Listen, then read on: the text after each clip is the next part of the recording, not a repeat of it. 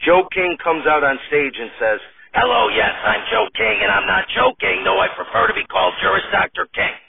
Okay, I wanted to discuss on this episode a very touchy and controversial subject for a lot of people, that being gender-affirming care for minors.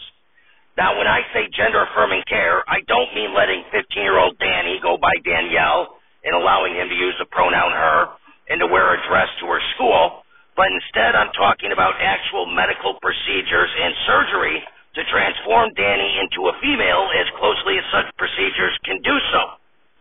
Now, the reason I'm bringing this up is because it's very much become a hot-button issue in the ongoing cultural civil war here in the United States. Elon Musk, one of the wealthiest people on earth and once a liberal darling, for his production of the first truly successful electric vehicle, Tesla, tweeted recently that, quote, "Gender-affirming care for minors is pure evil." Now, I wouldn't go that far because I do believe that there are those who are trying to do the right thing by allowing what has been called gender-affirming care to be performed on minors. But here's where I stand on the issue.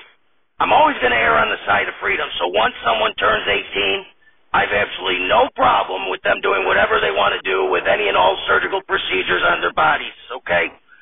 But I think surgical procedures to attempt to change one's sex is such a huge life-changing situation that it should be viewed as a very serious life-changing decision that someone should not be considered mature enough to make until they're a legal adult.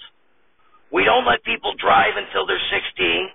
We don't let them smoke, vote, join the armed forces, or get married until they're 18, or drink or rent a car until they're 21. Plus, if an adult has sex with a minor, it's considered child abuse, and they're labeled as a sex offender. So they can change their sex but can't have sex? Why are we protecting them from sex, but it's okay to change their sex? Okay, that someone who is still considered a minor and isn't considered able to vote or join the military or marry can legally make the life-altering decision to change their sex is a bit much for me. Okay, it's not an anti-trans position. It's not an anti-LGBTQ position. It's simply a position that acknowledges that minors are very often not mature enough to make such serious decisions, which can have far-reaching and life-altering consequences. Now, the defense of that argument is that minors need their parents' approval. But do cops let 15-year-olds drink just because their parents are okay with it? Of course not. Okay, does the military let 14-year-olds join the Air Force just because their parents are cool with it? No. Does the government let 13-year-olds vote for president just because their parents are fine with it? No. Okay, now I understand that there are plenty of minors for whom these sorts of surgeries have been found to be very beneficial for them. Okay, but there's also examples of those who have had such surgeries done as minors and later regretted the decision. Okay, just like there's plenty of adults who drank as minors who had no issues with alcohol as adults. On the flip side, there's also plenty of people who became alcoholics because before they were even old enough to drink, they drank a lot and ended up ruining their lives. Okay, I, for one, drank a shitload for years before I turned 21. Okay, so I get the viewpoint of the minors who want to surgically transition. Okay, but at the end of the day, a limit on sex-changing surgeries on minors isn't about punishing those minors who already know they want and need the surgery. Because for some, even as minors, it's pretty obvious, right? You know that minor Danielle who wants to be a Dan and doesn't even shave her facial hair mustache coming in, who likes pussy more than most of her male high school classmates? Okay, or that effeminate minor Dan who wants to be Danielle, who has a pronounced lisp and wants nothing more than to be in the theater and give amazing blowjobs. Okay, but the proposed limit on minors is not for those few and far between obvious cases, but instead for those who are kind of on the fence and perhaps have one or both of their parents in the closet, the trans closet, who are trying to live through them and push this surgery on them. Because you'd hate for a 13-year-old Dan who's kind of gay or whatever, but still kind of thinks chicks are cute, who has these two parents who are both closeted people who wish they had transitioned and instead married each other out of fear of being alone, who are then pushing this on their kid to keep up with the Joneses, who've already had 2 kids who've had their surgical procedures done. Okay, you'd hate for that Dan to become Danielle and then regret it later on and be beyond the point of being able to do anything about it. Okay, that's for whom such an age limit is meant to protect.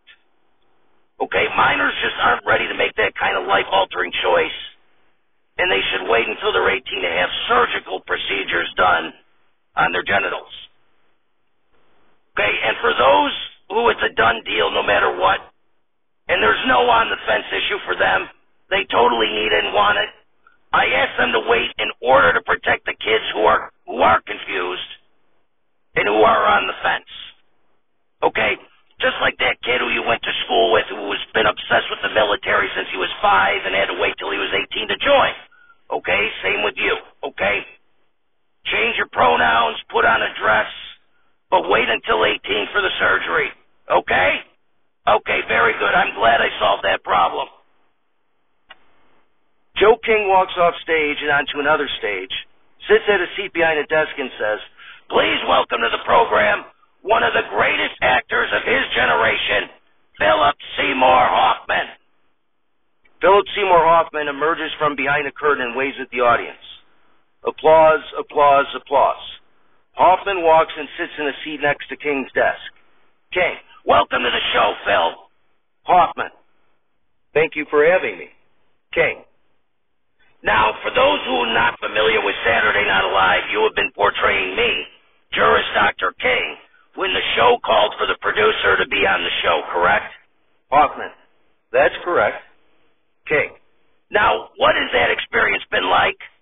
Hoffman, well, it's been a challenge. Trying to fully encapsulate the asshole that is Joe King is no easy task. King, very good. Now, can you give the audience an impression? Hoffman. Hello, yes, my name's Joe King, but I prefer to be called Juris Dr. King. King. Very good. Now, what's it been like to work with the Saturday Night Live cast? Hoffman. It's been wonderful. King.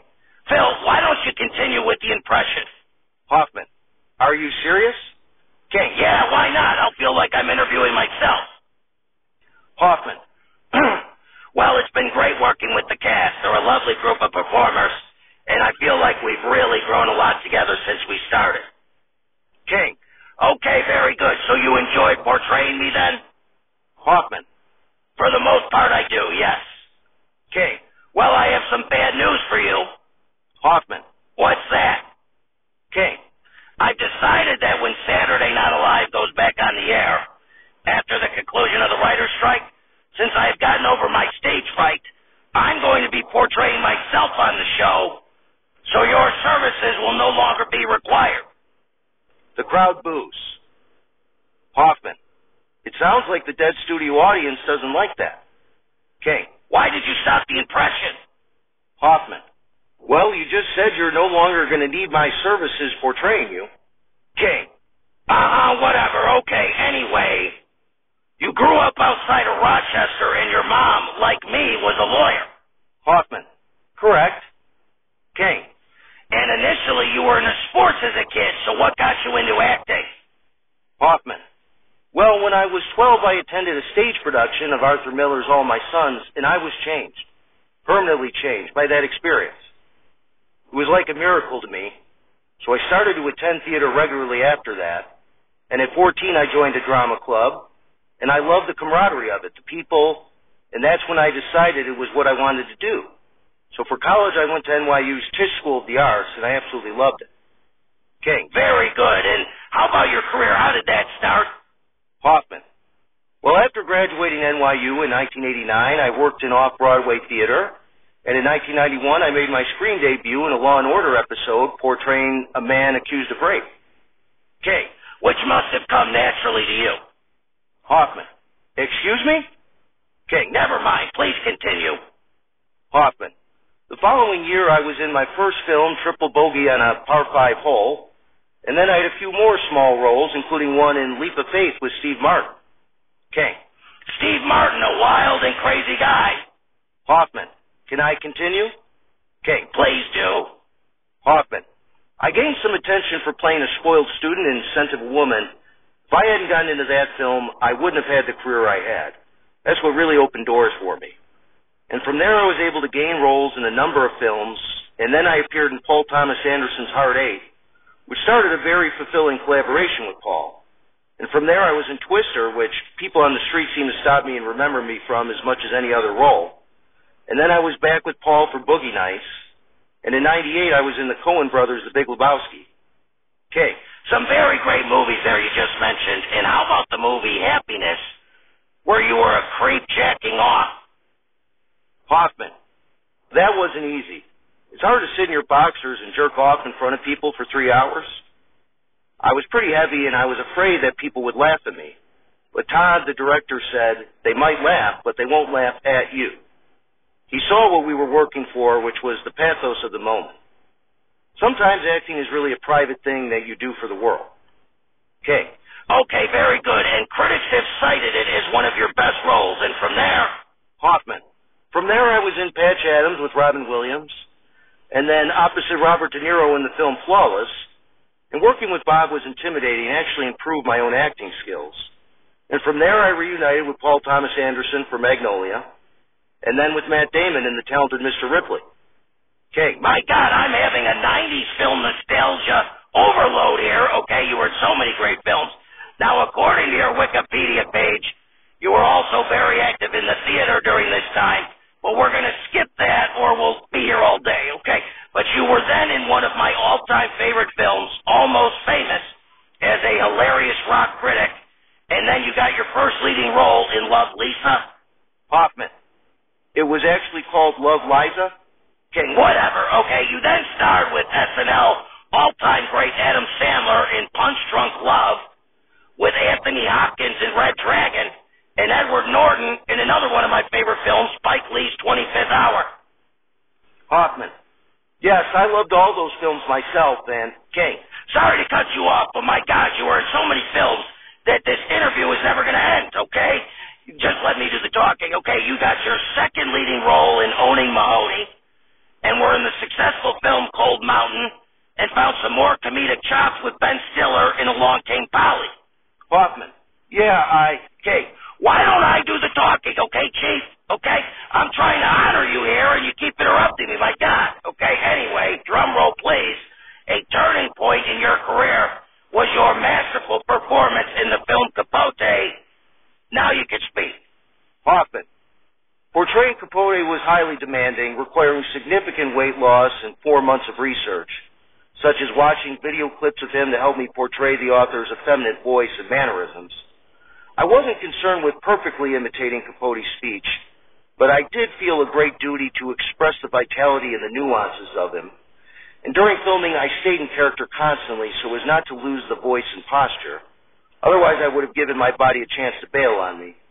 Okay, very good. And for that role, you won the Academy Award for Best Actor, which was very well deserved, and helped you obtain the role of your post-mortem life, Joe King. Hoffman. Which you're considering firing me from. Okay, I'm still on the fence, okay? Now, from there, you were in the HBO miniseries Empire Falls, as well as the box office hit Mission Impossible 3 with Tom Cruise. Okay, you then had the leading role in the film The Savages, then Sidney Lumet's final film Before the Devil Knows You're Dead, and a second Academy Award nomination for Charlie Wilson's War, and from there, Charlie Kaufman's Synecdoche, New York, however the hell you say that, and another Oscar nomination for playing a diddling priest in Doubt. And then you directed your first film with Jack Goes Boating. Hoffman. Yes, Okay, here, if I let you comment on every string of films, this interview's never going to end, okay? You were then in another one of my all-time favorites with Moneyball, as well as another great film, The Ides of March. You were then in your final stage appearance as tragic Willie Loman in Death of a Salesman. You then collaborated with Paul Thomas Anderson a fifth time in The Master, and then the film A Late Quartet. Then the next year you were in The Hunger Games Catching Fire, and then A Most Wanted Man, God's Pocket, and then 2 more Hunger Games films where you died during the third installment. Hoffman. That's right. King. My God, Phil, you were in so many films, and I'd love to get your take on your incredible career, but we really are running out of time. Hoffman, you're a terrible interviewer. King, very good. Now, in a 2022 poll from Empire Magazine, you were voted as one of the 50 greatest actors of all time. You will always be known as one of the greatest character actors of all time, and you were known for having one of the greatest work ethics of any actor. So what can I say, even though I'm considering firing you so I myself can get some more airtime when Saturday Night Live comes back on the air? I couldn't have been blessed with a better actor to portray me than yours truly. So if you don't come back to the show to portray me again, we'd love for you to come back and host the show a second time. Hoffman, thanks, Joe. I appreciate it. The two men shake hands. Applause, applause, applause. Okay, that's all the time we have for this show, but tune into the next one where we interview another deceased guest. Until then, I'm Joe King, and I'm not joking.